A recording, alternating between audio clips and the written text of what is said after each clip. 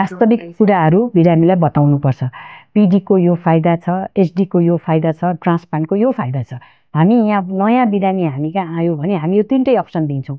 सम्भव भएसम्म हामी उहाँलाई प्रत्यारोपणमा लैजान्छौँ। प्रत्यारोपणसँग दुईटैको कम्पिटिसन छैन, नट कम्प्यारेटिभ होइन।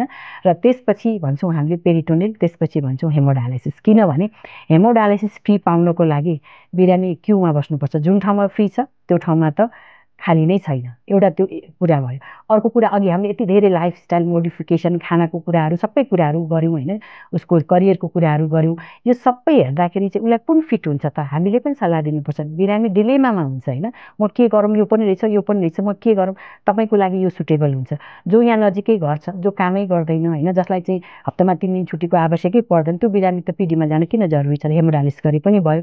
अथवा उसलाई पेटबाट गर्न डर लाग्छ भने उसले यहीँ आएर डायलिसिस गरे पनि भयो। तर त्यो वास्तविक कुराहरू पिडीमा यो फाइदा, एचडीमा यो फाइदा, यसमा यो बेफाइदा, पिडीमा एचडीमा यो बेफाइदा भनेर उहाँलाई क्लियरली बताउन सक्यो भने बिरामीलाई जुन इच्छा लाग्छ उसले त्यो चोइस गर्छ।